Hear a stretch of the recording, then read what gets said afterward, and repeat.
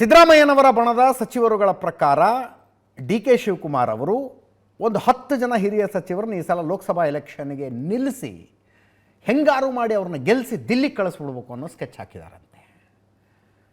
ಹಿರಿಯರನ್ನು ಅವ್ರನ್ನ ದಿಲ್ಲಿಗೆ ಕಳಿಸ್ಬಿಟ್ರೆ ಅಕಸ್ಮಾತ್ ಮುಖ್ಯಮಂತ್ರಿ ಅಂದರೆ ಬರುತ್ತೆ ಅಂತ ಡಿ ಕೆ ಶಿವಕುಮಾರ್ ಅವ್ರ ಲೆಕ್ಕಾಚಾರ. ಮುಖ್ಯಮಂತ್ರಿ ಬದಲಾವಣೆಯ ಪ್ರಶ್ನೆ ಬಂದಾಗ ಕಂಟೆಂಡರ್ಸ್ ಅಂತ ಯಾರೂ ಇರೋದಿಲ್ಲ. ಅದೊಂದು ಪ್ಲ್ಯಾನ್ ಹಾಕ್ಕೊಂಡು ಹೈಕಮಾಂಡಿಗೆ ಒಂದು ಪ್ರಪೋಸಲ್ ಕೊಟ್ಟಿದ್ದಾರೆ.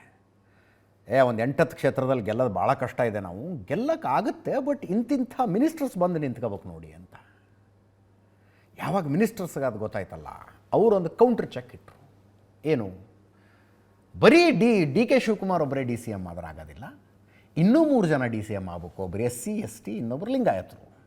ಅಂದರೆ ನಮಗೆ ನೋಡಿ ಓಟ್ ಹೆಂಗೆ ಬರ್ತಾವೆ SC ST ಲಿಂಗಾಯತರದು ಅಂದರೆ 28ಕ್ಕೆ 28 ಗೆದ್ದು ಬಿಡ್ತೀವಿ ನಾವು ಅಂತ. ಅದು ಡಿ ಕೆ ಶಿವಕುಮಾರಿಗೆ ಕೌಂಟ್ರ್, ಕರೆಕ್ಟಾಗಿ ಡಿ ಕೆ ಶಿವಕುಮಾರಿಗೆ ಕೌಂಟ್ರ್ ಅದು. ಇದು 3 ತಿಂಗಳು ಎಲೆಕ್ಷನ್ಗೆ ಇರುವಾಗ ಮಾಡ್ತಿದ್ದಾರೆ ಅವರು. KN ರಾಜಣ್ಣ ಸಿಟ್ಟು ಬಂದಿದೆ, ಈ ಪ್ರಪೋಸಲ್ ಇದೆಯಲ್ಲ ಮಲ್ಲಿಕಾರ್ಜುನ ಖರ್ಗೆ ಅವರಿಗೆ, ದಿಲ್ಲಿ ಕಾಂಗ್ರೆಸ್ಗೆ ಎಲ್ರಿಗೂ ಸಿಟ್ಟು ಬಂದಿದೆ. KN ರಾಜಣ್ಣ ಹಠನೇ ಬಿಡ್ತಿಲ್ಲ. ಕೇಳಿಸ್ಕೊಳ್ಳಿ, ಒಂದು ಸಲ ಕೇಳಿಸ್ಕೊಳ್ಳಿ ಕ್ವಿಕ್ಕಾಗಿ. ಸಭೆಯಲ್ಲಿ ಆ ವಿಚಾರ ಬರೋದಿಲ್ಲ. ನಾಳೆ ದೆಹಲಿಯಲ್ಲೂ ಕೂಡ ಅವರು ಯಾವ ಉದ್ದೇಶದಿಂದ ಸಭೆ ಕರೆದಿದ್ದಾರೆ ಅಂತಕ್ಕಂಥದ್ದು ನಾವು ಊಹೆ ಮಾಡಿರೋದು. ಅವರು ಅದು ಬಿಟ್ಟು ಬೇರೆ ಬೇರೆ ವಿಚಾರಗಳನ್ನು ಅವರು ಪ್ರಸ್ತಾಪ ಮಾಡಿದ್ರೆ ಅದಕ್ಕೆ ನಮ್ಮ ಅನಿಸಿಕೆಗಳನ್ನು ಪ್ರತಿಕ್ರಿಯೆಯನ್ನು ನೀಡ್ತೇವೆ. ಅವ್ರ ಪೋರ್ಟ್ಫೋಲಿಯೋ ಇವ್ರು ಕಿತ್ಕೊಳ್ತಾರ ಅಂತ ಯಾರ ಅಧಿಕಾರ ಯಾರು ಕಿತ್ಕೊಳ್ಳೋಕ್ಕಾಗೋದಿಲ್ಲ. ಸೈಲೆನ್ಸ್ ಇಸ್ ಆಫ್ ಕನ್ಸೆಂಟ್ ಅಂತ ಗಾದೆ ಇದೆ. ಈಗ ಯಾರು ವಿರೋಧ ಮಾಡಿದ್ದಾರೆ, ಯಾರು ವಿರೋಧ ಮಾಡಿಲ್ಲ ಅಂದಮೇಲೆ ಎಲ್ಲರೂ ಪರ ಇದ್ದಾರೆ ಅಂತ ತಿಳ್ಕೋಬೇಕು. ಕೆಲವು ಜನ ಬಂದು ಹೇಳ್ಕೊಳ್ತಾರೆ, ಕೆಲವು ಜನ ಬಂದು ಹೇಳ್ಕೊಳ್ಳೋದು. ನಮ್ಗೆ ಯಾರು ಹೇಳ್ಕೊಟ್ಟು ಹೇಳಿಸೋದಲ್ಲ. ಮತ್ತೆ DCM ವಿಚಾರದಲ್ಲಿ ಹೆಚ್ಚಿಗೆ ಮಾಡಬೇಕು ಅಂತ ಹೈಕಮಾಂಡ್ ತೀರ್ಮಾನ ಮಾಡೋದಾದ್ರೆ ಅದಕ್ಕೆ ಶಿವಕುಮಾರ್ ಅವ್ರದ್ದು ವಿರೋಧ ಇಲ್ಲ.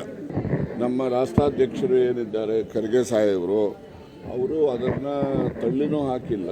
ಈ ಸಮಯದಲ್ಲಿ ಗೊಂದಲ ಮಾಡಬಾರ್ದು ಅಂತಕ್ಕಂಥದ್ದಿದೆ. ಈಗ ಹೊಸದಾಗಿ 3 ಸರ್ಕಾರಗಳು ಏನು ಬಂದಿದ್ದಾವೆ, ಛತ್ತೀಸ್ಗಢ, ಮಧ್ಯಪ್ರದೇಶ, ರಾಜಸ್ಥಾನ್, BJPನವರು ಅವರು ಕೂಡ ಬೇರೆ ಸಮುದಾಯಗಳಿಗೆ ನ್ಯಾಯ ದೊರಕಿಸ್ಕೊಡ್ಬೇಕು ಅಂತೇಳಿ ಉಪಮುಖ್ಯಮಂತ್ರಿಗಳನ್ನ ಮಾಡಿದ್ದಾರೆ. ಅದೇ ಮಾದರಿನಲ್ಲಿ ಮಾಡಿದ್ರೆ ನಮ್ಮ ಲೋಕಸಭಾ ಚುನಾವಣೆ ಫಲಿತಾಂಶ ಉತ್ತಮವಾಗಿ ಬರುತ್ತೆ ಅಂತಕ್ಕಂಥ ಭಾವನೆಯಿಂದ ಹೇಳಿದ್ರು. ನಾನು ಆಗ್ಬೇಕಂತ ಹೇಳಿಲ್ಲ.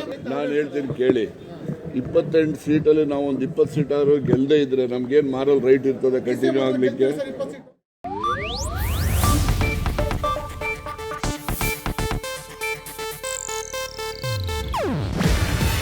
ಇದು ಏಷ್ಯಾನೆಟ್ ನ್ಯೂಸ್ ನೆಟ್ವರ್ಕ್ ಪ್ರಸ್ತುತಿ.